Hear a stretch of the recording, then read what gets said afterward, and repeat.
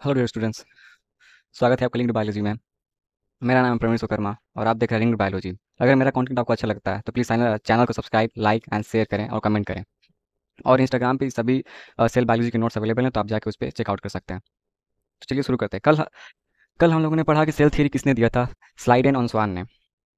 फिर अगर मैं बात करूँ objections of exceptions of cell theory की, तो कई सारे ऑर्गेनिजम्स हैं जो कि एक्सेप्शंस ऑफ सेल थ्योरी होते हैं। जैसे कि अगर मैं बात करूँ तो सिनोसिटिक हाइपियोफ्राइजोपस, ये एक मल्टी न्यूक्लिएटेड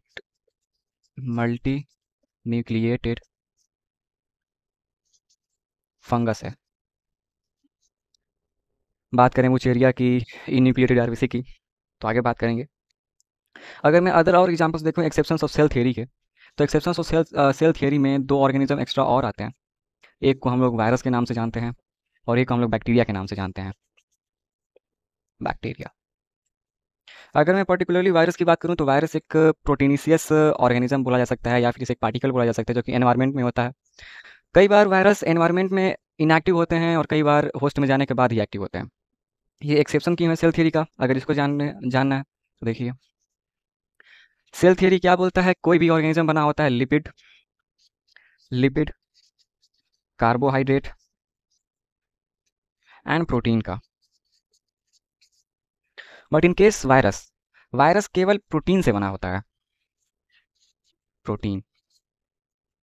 और आपको पता ही होगा कि max of the eukaryotic cell या प्रोकैरियोटिक सेल के पास दोनों चीज़ें होती हैं, जैसे कि आरएनए होता है, डीएनए होता है। लेकिन अगर बात करें हम लोग वायरस की, तो वायरस में या तो डीएनए हो सकता है या फिर आरएनए हो सकता है। इन दोनों में से कोई एक ही होगा वायरस में। वायरस के अगर मैं स्ट्रक्चर की बात करूं, तो मान लीजिए ये कोई एचआईवी वायरस है, इसके ऊपर एक कैप्सिड की लेयर है।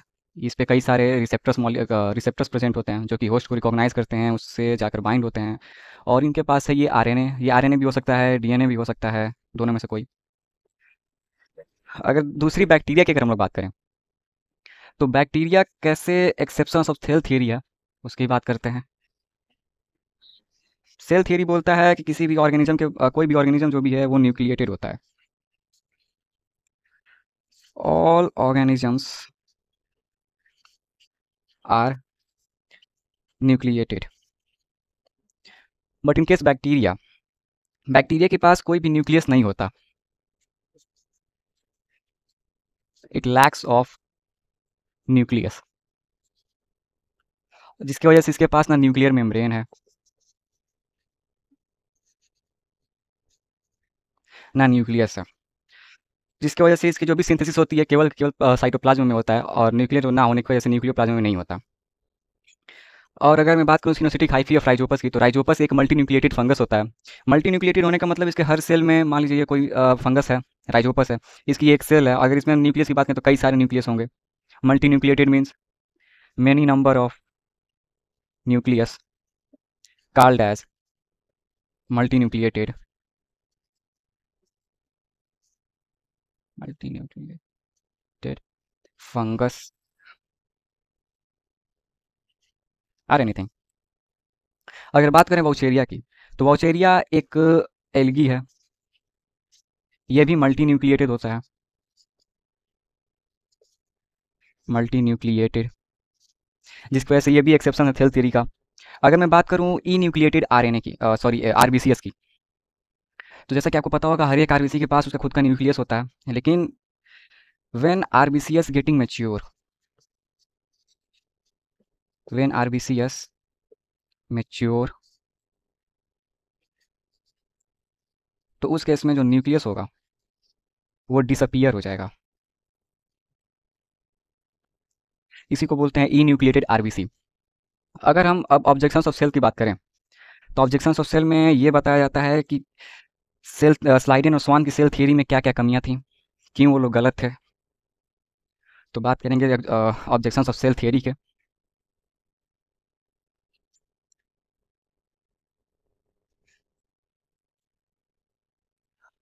Objections of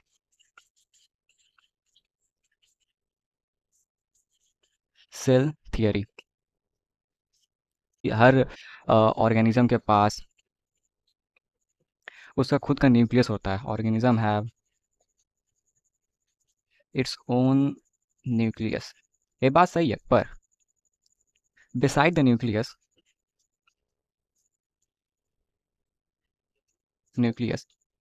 the protoplasm also having many complex cell organelles। अगर मैं इन कॉम्प्लेक्स सेल ऑर्गेनल्स की बात करूं तो इनमें आ जाएगा आपका mitochondria.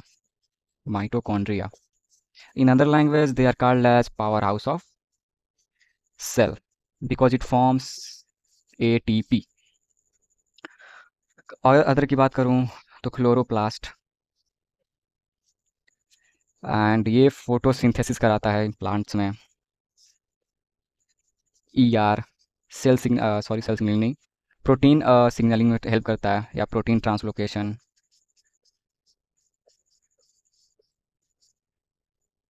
Protein translocation,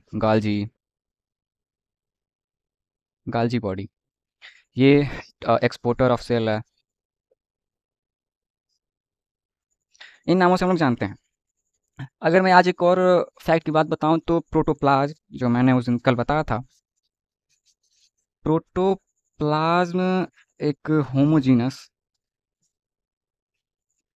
homogeneous material है जो कि इन सभी सेल ऑर्गेनल्स को कैरी करता है, जैसे गाल्जी, ER, chloroplast, mitochondria and many more things. अगर मैं इसके अदर एक्सेप्शंस की बात करूं तो अदर एक्सेप्शन में ये बताया गया सेल ऑर्गेनल्स में, सबसे पहले तो मैं बताना चाहूँगा कि सेल थियरी में ये बताया गया था कि सेल ही हर एक जीवों की फंक्शनल यूनिट होती है, लेकिन सेल कई तरह से फंक्शन परफॉर्म कर सकता है। अगर मैं सेल के फंक्शन की बात करूं, it can be functional unit for many other works. For example, secretion, reproduction, synthesis, respiration, etc. तो सेल बस क्रियात्मक और संरचनात्मक इकाई ही नहीं, बल्कि ये कई सारे और भी फंक्शंस को परफॉर्म करता है, जिसकी वजह से ये सेल थ्योरी का ऑब्जेक्शन बन जाता है। अगर मैं अदर की बात करूं, अदर ऑब्जेक्शंस के बारे में, तो सेल थ्योरी हमें इंट्रासेलुलर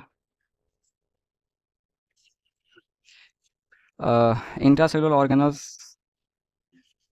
या स्ट्रक्चर के बारे में नहीं बता पाया था। तो ये हो गए कुछ इसके ऑब्जेक्शंस।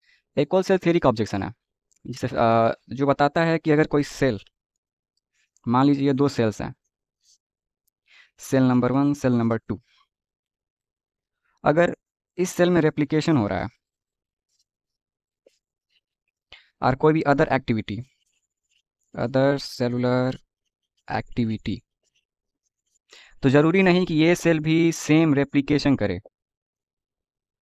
या जो भी ये नंबर 1 जो सेल है, ये जो भी सेल एक्टिविटी करे वो एज सेम एज ये सेकेंड सेल भी करे, ऐसा नहीं होता। इसे हम लोग फिजियोलॉजिकल चेंजिंग या फिजियोलॉजिकल चेंज एक्टिविटी बोलते हैं। अगर सेल नंबर 1 ये एक्टिविटी रेप्लिकेशन या फिर ट्रांसक्रिप्शन ट्रांसलेशन कर रहा है, तो जरूरी नहीं कि ये सेल भी उस रेप्लिकेशन ट्रांसक्रिप्शन या जो भी चीज़ें हो रही हैं उसको करे। क्या पता ये सेल का डेथ हो रहा हो, डाई आई मीन एपोप्टोसिस, और ये सेल डिवाइड होने वाली हो, तो इसको फिजियोलॉजिकल चेंजेस बोलते हैं। ये रहे कुछ ऑब्जेक्शंस ऑफ सेल थियरी। इस सेल थ्योरी को मॉडिफाई किया गया था, जिसे सेल प्रिंसिपल बोला गया या फिर सेल डॉक्ट्राइन बोला गया। इस सेल थ्योरी को हम लोग बात करेंगे आगे आने वाली वीडियो में। तब तक के लिए धन्यवाद। अगर आपको कंटेंट अच्छा लगा तो आप मेरे चैनल को सब्सक्राइब कर सकते हैं, और लाइक करिए, शेयर करिए, सब्सक्राइब करिए।